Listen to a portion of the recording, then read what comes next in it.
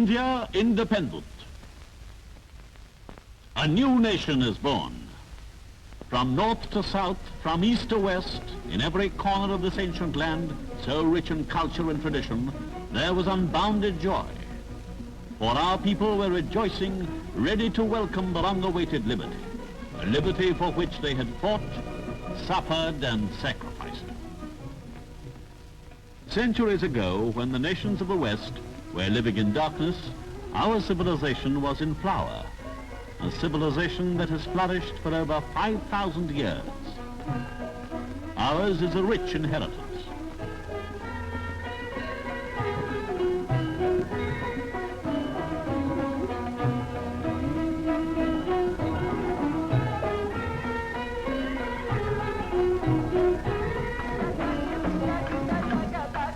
But India, like other nations, has had her periods of glory and despair. During the latter half of the 18th century, a dark shadow fell across the land. 1757. At the Battle of Plassey, a fierce struggle ensued on the plains of Bengal. On one side were ranged the armies of several rulers, corrupted by intrigue, crudely armed and lacking cohesion. On the other, the forces of the foreigner under Robert Clive, equipped with the latest weapons of destruction. The success of the British in this battle sealed the fate of India, and she became the vassal of a foreign power. As the result of her serfdom, the fingers of her potters began to lose their cunning, the skill of her artists grew less, and the workers in copper, bronze, silver and gold lost the secrets of their craftsmanship. Her Dhaka muslins, her Benares brocades, her entire trade and industry were crushed. Then came 1857, the Indian Mutiny. India strained to free herself from the foreign yoke. But again it ended in a triumph for British arms. The revolt was suppressed and the people disarmed. In the years that followed, there was much despair throughout India. But though her body was enchained, her spirit could not be broken. India waited in patience through the dark years for one who would set her free. At last he came, born in 1869. His name, Mohandas Karamchand Gandhi. It was not long before the people recognized in him their leader, and in him were identified the oppressed masses of India. In him were focused the ideals and aspirations of those loyal sons of India who had died in the struggle. Dadabhai Naoroji, Gokhale, Tilak, Lala Lajpat Rai, Pandit Motilal Nehru, Pandit Malviya, Dr. Ansari, C.R. Das, Hakim Ajmal Khan. Gandhiji introduced a new technique into the political arena. Satyagraha, non-cooperation. His shield was truth. His weapon, non-violence.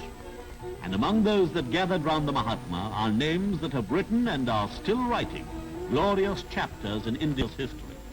Pandit Jawaharlal Nehru, Sardar Vallabhbhai Patel, Babu Rajendra Prasad, Maulana Abul Kalam Azad, Sri Raja Gopalachari, Sarojini Naidu, Kamla Devi Chattopadhyay, Jai Prakash Narayan, Pandit Jawaharlal Nehru with Abdul Ghaffar Khan, affectionately called by the people the Frontier Gandhi. Gandhiji, the apostle of peace, was also a man of action. In 1930, at the head of a vast multitude, he marched to Dandi by the sea and there exhorted his followers to make salt and thus shatter the alien government's monopoly. The rulers used force to overcome the opposition, but the faith of the people in Gandhiji never faltered. They used passive resistance and defied the law. And in the ensuing struggle, many lives were lost. And now the Second World War exploded across the earth. The whole world was embroiled in a titanic struggle between the forces of democracy and fascism.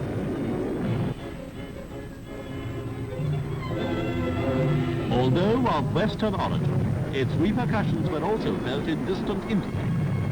Soon our sons were fighting side by side with the sons of Britain.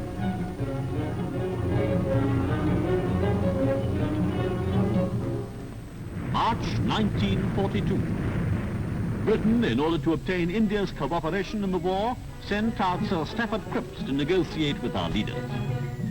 Numerous parleys between Sir Stafford Cripps and our high-ranking leaders took place in New Delhi. Our leaders wished full liberty, liberty to wage war as a free people, and not as vassals of another power. But Mr. Churchill, the leader of Britain's war cabinet, was utterly opposed to this demand. He said, "We will under no circumstances agree to the liquidation of the British Empire." Indian leaders, in order not to fail the nation, made desperate efforts to come to some understanding with the British that might satisfy both sides. All to no purpose. Sir Stafford returned to England, his mission a failure. After the Cripps mission, Congress assembled in Bombay. Leaders and delegates from every part of the country came for the session. The air was charged with emotion and excitement. The leaders were faced with a dilemma. All were against the fascist powers and their brutal aims to enslave the world. Sympathy was with the Allies, to help them in the war with every resource at our command. And the leaders put the question to Britain, how can we fight for freedom when we have no freedom ourselves? But Britain refused to answer. And then Gandhiji gave the nation the two magic words, quit India. He told Britain, we will fight the war against fascism as an equal partner of the Allies. In reply, the Conservative Party, then in power in Britain, clamped all the Indian leaders into jail. At this time, there appeared on the horizon in Southeast Asia, Subhash Chandra Bose, a loyal son of India. Force will be met with force, he said, and raised an army of courageous men from loyal Indians captured by the Japanese. Bose's aim was to use this, the Azad Hind Army, only to make the British give India her freedom.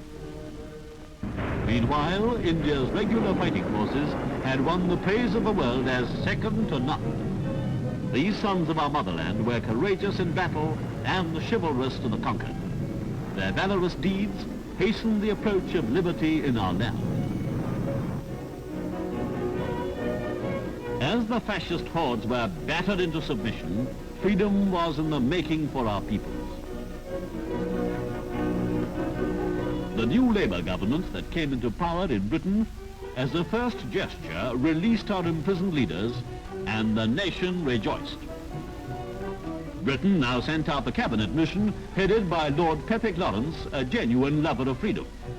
Among the cabinet mission were Sir Stafford Cripps and Mr. A.V. Alexander. On arrival at Delhi, negotiations were immediately started with our leaders. These were anxious days for India. The nation lived through hopes and fears. The discussions ended. They were a success. But unfortunately, the country was to be divided. We were to emerge from our 200 years of bondage as two nations, India and Pakistan. It is the night of August the 14th, 1947.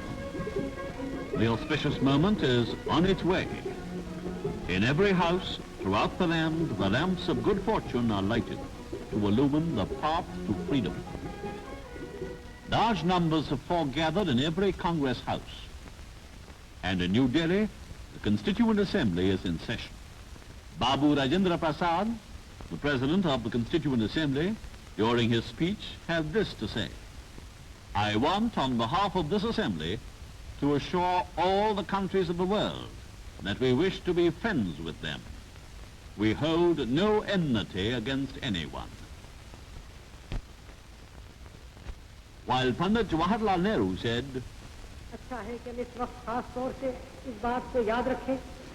we stand on the threshold of freedom. I want to assure everyone that India is a country for all. It does not belong to any special community or religion. It belongs to all.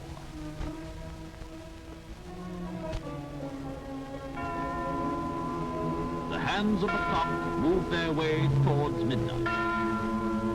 All India is expecting.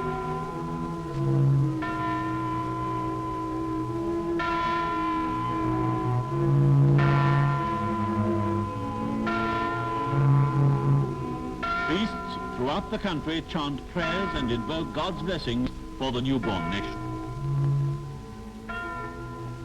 And the flag of India, our flag, the tricolour, is unfurled. The Constituent Assembly rises and stands in silence for 2 minutes in homage to those who gave their lives to win freedom. Jai Hind! Victory to India!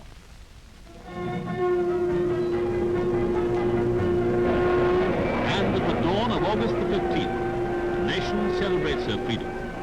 At New Delhi, vast crowds foregather in front of the Parliament buildings.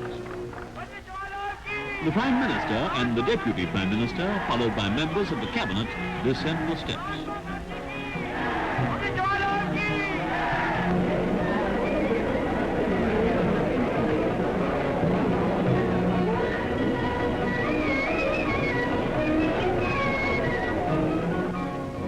At Government House, in the historic Darbar Hall, Lord Mountbatten is sworn in as India's first Governor-General.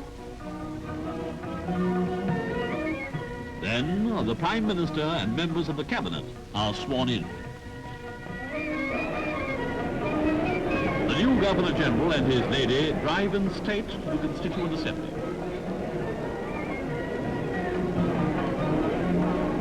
At the Constituent Assembly, he speaks to the nation. I have a message from His Majesty the King to deliver to you today. This is His Majesty's message. On this historic day, when India takes her place as a free and independent dominion in the British Commonwealth of Nations, I send you all my greetings and heartfelt wishes.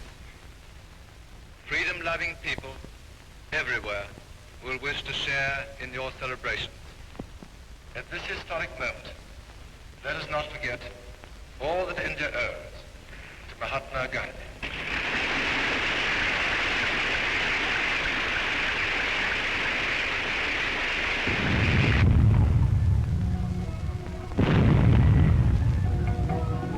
India is at last free.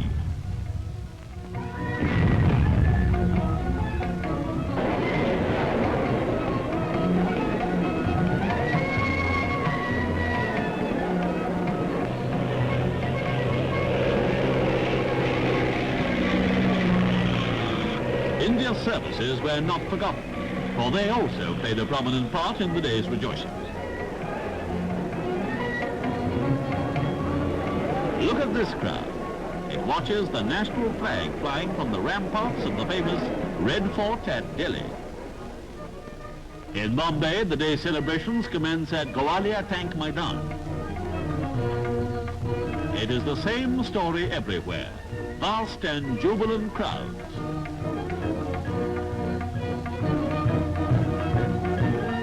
A fire? No, just an ingenious way of paying homage to one of the nation's departed leaders, Sir Firoz Shah Mehta.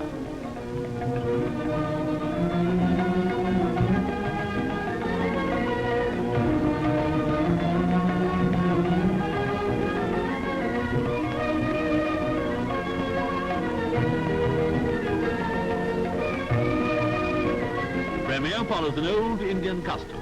He plants a tree, a symbol of India's future prosperity. Another highlight of the day was the Freedom Procession, with young India this time in the lead. India is a secular state, and these Muslim volunteers are Indians first and last. India's womanhood, so patient in adversity and who suffered in our struggle for freedom, now march with heads held high. Stage and film stars help to entertain the crowds as they pass by. Indeed, it was a picturesque cavalcade, worthy of Bombay. In Calcutta, the largest city in India, there was jubilation, thanksgiving and celebration. Martyrs were remembered. A portrait of Subhash Chandra Bose, a worthy son of India.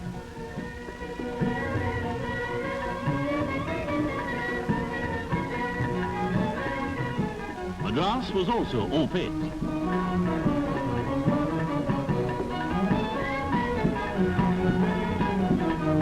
Civilians and service personnel helped to make the day a great success.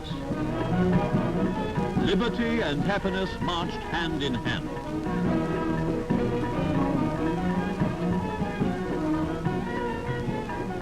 And look at Jambo. Even the elephant enjoys freedom. In London, Britain extends to the new nation the warm hand of friendship.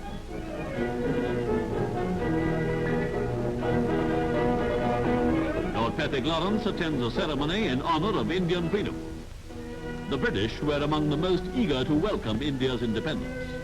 Mr. Belodi, India's High Commissioner, spoke to a distinguished gathering at India House.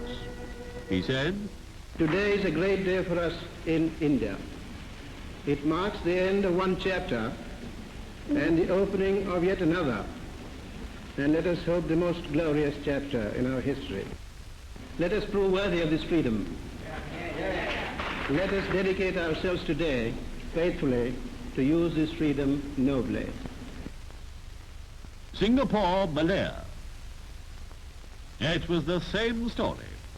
Indians gathered in large numbers to celebrate the newfound freedom. At Canberra, Australia's capital, the selected assembly of Australians and Indians gathered at the residence of the High Commissioner of India, Sir Raghunath Paranjpe. After a fitting speech by the High Commissioner, the flag was proudly hoisted.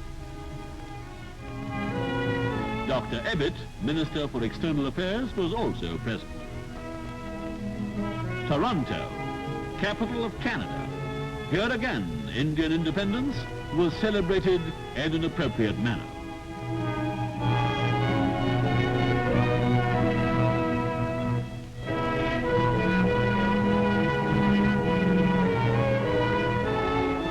And in Washington, Indian independence was warmly celebrated. Mr. Asaf Ali, India's ambassador in Washington, presided on the occasion of the flag hoisting ceremony.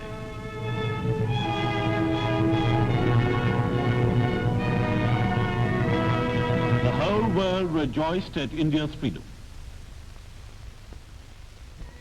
But the man who made it possible, the father of the nation, walked with a heavy heart. His vision was of one land, one people, one nation. But it was a dream that never came true. And thus, freedom returned to ancient India. With freedom came a realization of the beauty of our land, with its picturesque hills and valleys, its snow-covered mountains, and its babbling waterfalls.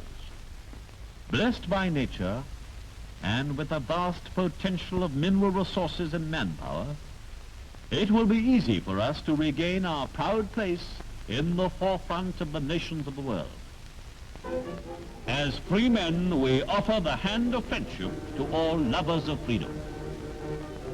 The glory of our freedom, flag of our nation, we salute you. Jai Hind.